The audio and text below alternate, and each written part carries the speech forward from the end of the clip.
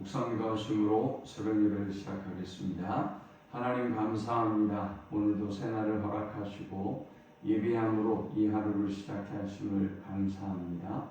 오늘 이 하루의 모든 것들을 하나님께 온전히 맡겨드립니다.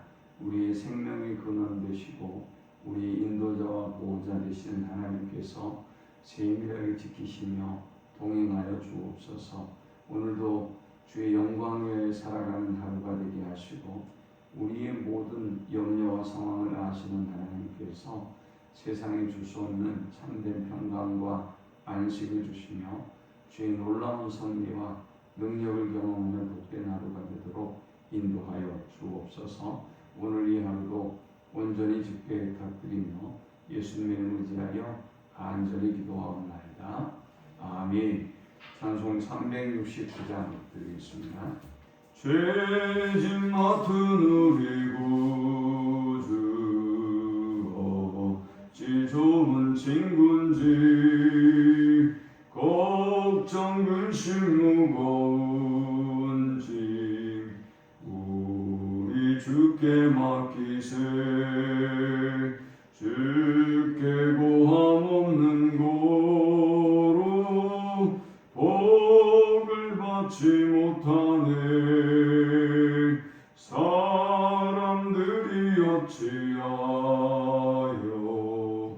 아뢰 줄을 모를까. 시험 걱정 모든 괴로움 없는 사람 누군가.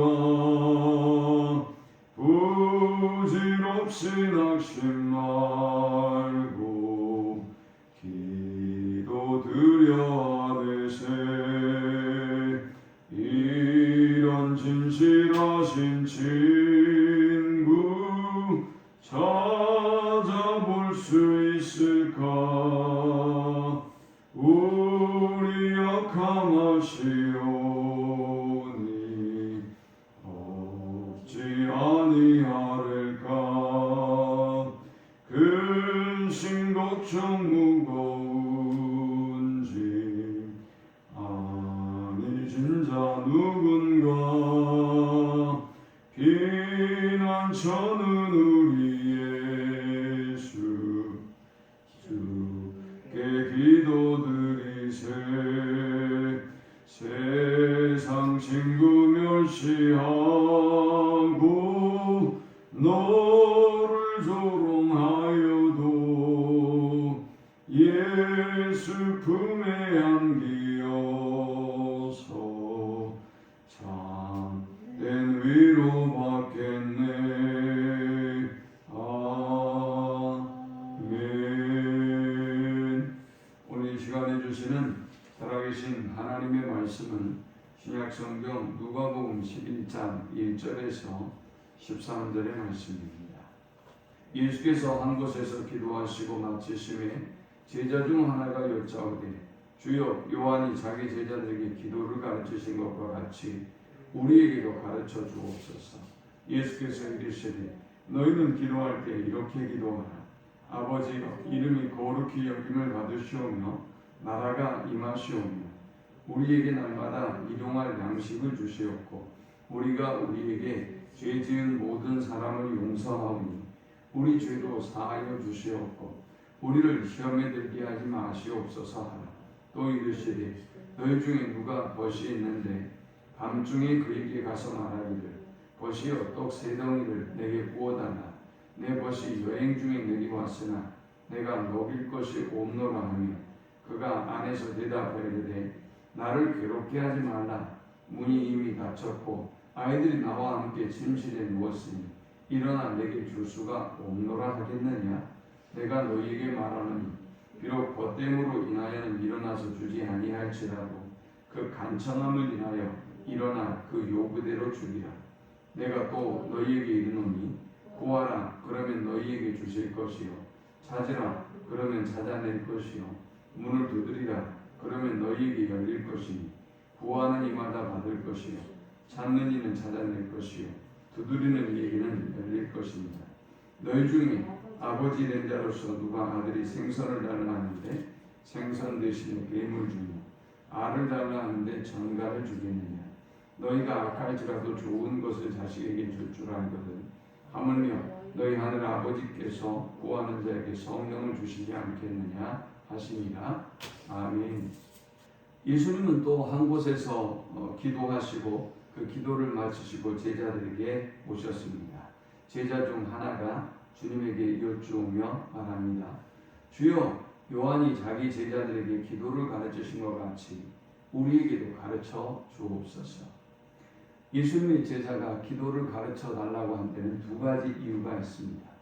먼저 예수님은 계속해서 제자들에게 당신의 기도하는 모습을 보여주셨어요. 하나님의 아들이기 때문에 기도하지 않아도 될 분이, 하나님 그 자신이기 때문에 기도하지 않아도 될 분이 항상 기도하셨어요. 사역의 초기부터 지금까지 모든 일에 예수님은 간절히 기도하는 모습들을 제자들에게 계속해서 보여주셨습니다. 아마 이것이 제자들에게 상당한 충격을 주었을 것이고 또 배우고 싶은 모습이었을 것이고 아마 그들에게 기도를 가르쳐 달라고 요구하는 동기가 되었을 것입니다. 또 한 가지 기도를 가르쳐 달라고 한 이유가 있습니다. 당시에는 모든 공동체들이 기도문을 갖고 있었어요. 요한의 공동체에는 요한 공동체의 기도문이 있었던 것입니다. 이 기도문이라고 하는 게 도대체 뭐냐? 그 공동체의 특징을 드러내는 기도인 것입니다. 그러니까 요한을 따르는 제자들은 요한 공동체만의 아주 독특한 특징을 가지고 있는 그런 기도문을 가지고 있었던 것이죠. 그것은 그냥 기도라는 의미를 넘어서 공동체 선언문과 같은 것입니다. 만일 예수님의 무리가 요한의 공동체와 동일한 정체성을 가지고 있었다고 한다면 아마도 예수님의 제자들은 기도를 가르쳐 달라고 하지 않았을 것입니다. 그런데 예수님을 따르다 보니 예수님의 공동체가 지금까지 그 어떤 공동체와도 다르다는 것을 발견하게 됩니다. 그래서 주님, 우리에게 기도를 가르쳐 주십시오 라고 요구하고 있는 것입니다. 주님은 이런 제자들에게 주기도문을 가르쳐 주시고 기도의 방법을 가르쳐 주셨습니다. 자, 우리는 오늘 이 본문을 통해서 기도의 내용과 기도의 방법과 또 기도의 응답에 대해서 살펴보려고 합니다. 먼저 기도의 내용입니다.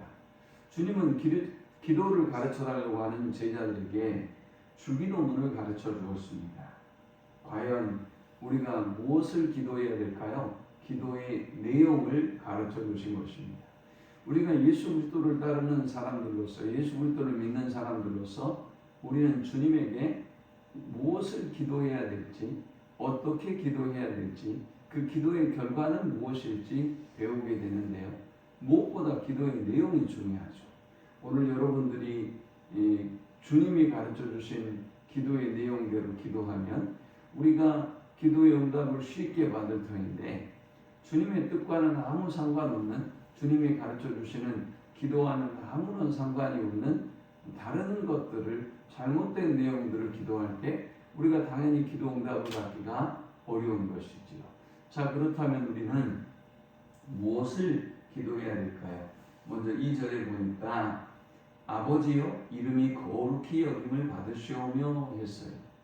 아버지의 이름이 거룩히 여김을 받으시기를, 우리를 통해서 거룩히 여김을 받으시기를 기도하라 했습니다.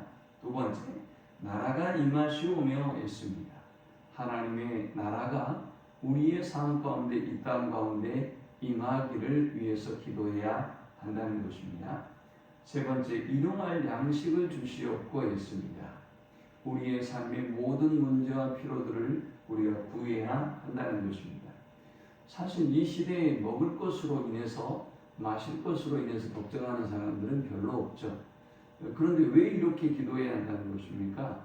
우리의 모든 일상이, 모든 삶의 공급이 하나님의 은혜이며 하나님의 보호하심 아래 우리가 살고 있다는 것이죠. 그래서 날마다 그 은혜에 감사하고 또 하루를 시작하면서 또 우리의 모든 삶의 세밀한 것들을 하나님이 지금까지 공급해 주셨듯 앞으로도 공급해 주시기를 기도하라는 것입니다. 또 네 번째, 무엇을 위하여 기도하여야 합니까? 4절에 보니까 우리의 죄를 사하여 주시옵고 그랬어요. 우리는 우리의 죄사함을 위하여 기도해야 하는 것입니다. 마지막 다섯 번째, 우리를 시험에 들게 하지 마시옵소서라고 했습니다.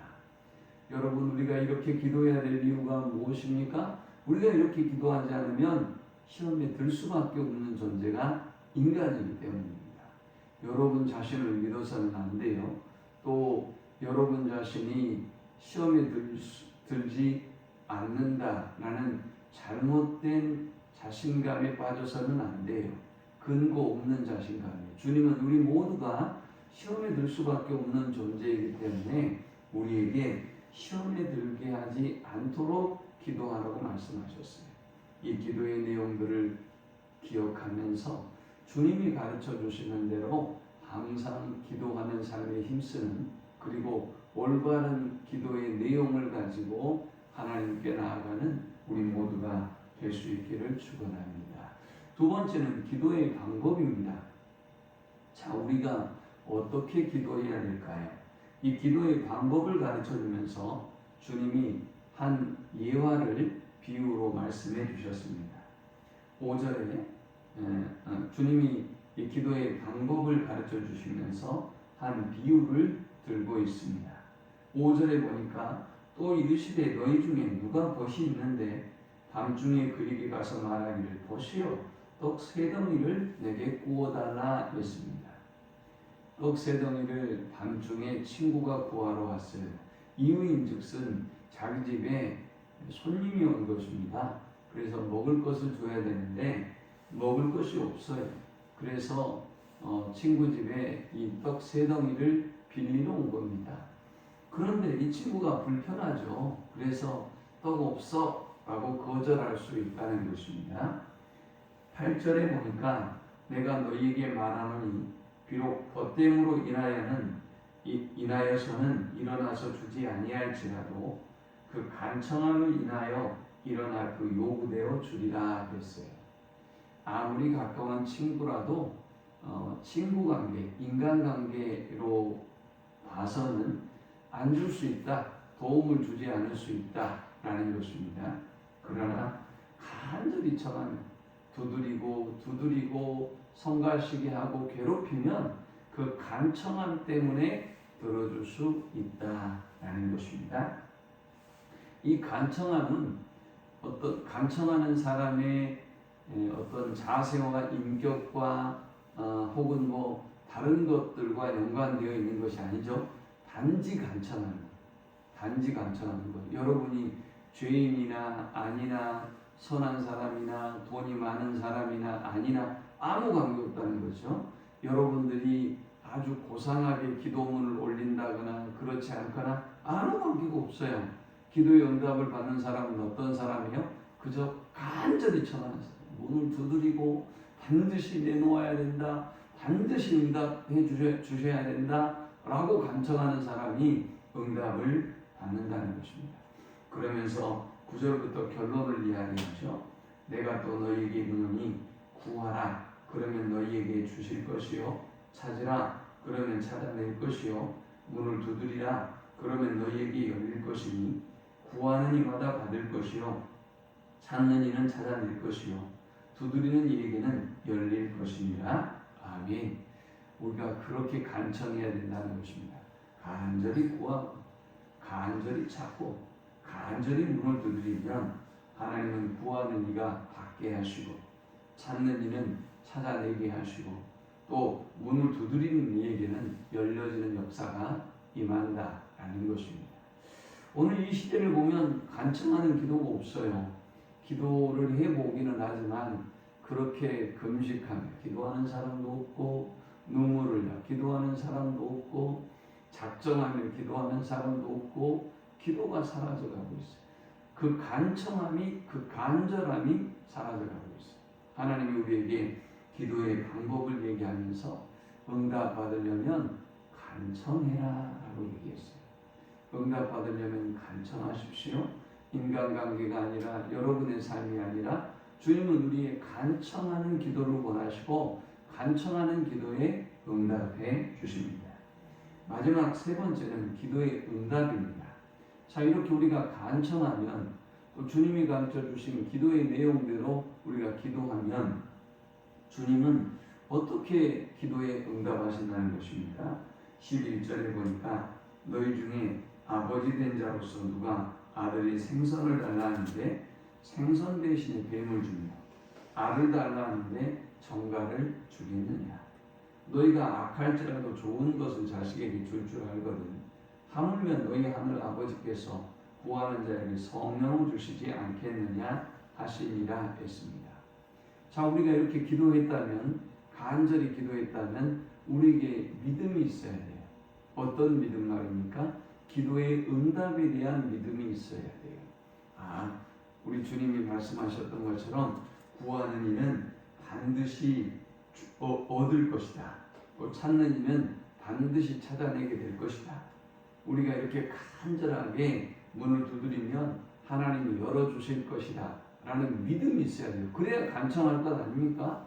내가 죽든지 네가 죽든지 한번 해보자라는 그 간청함으로 막 문을 두드리는 그 친구처럼 우리가 주님 앞에 간절히 기도하고 나서는 어떤 확신을 가져야 되느냐? 하나님이 기도에 응답을 해주신다는 확신이 있어야 돼요. 확신 있는 사람이 기도하고 또 확신 있는 사람이 반드시 승리하는 것입니다. 자, 그런데 또 어떤 확신이 있어야 될까요? 우리가 기도할 때 하나님께서 가장 좋은 것으로 주신다라는 거예요. 가장 좋은 것을 주신다. 저와 여러분이 기도할 때 우리는 어떤 것이 우리에게 맞는 것인지 몰라요. 어떤 것이 우리에게 좋은 것인지도 몰라요.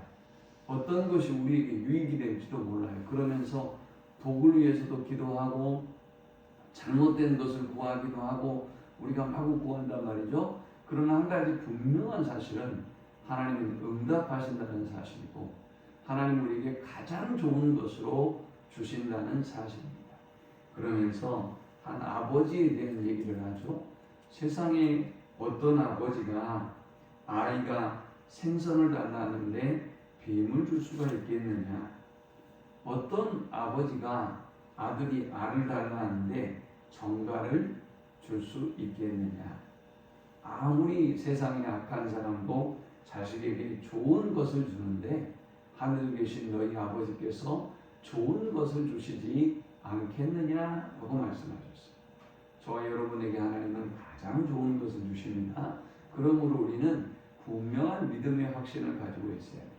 그리고 간절히 기도해야 돼요. 그리고 하나님께서 가장 좋은 것으로 우리의 삶을 인도해 주실 것을 믿어야 돼요.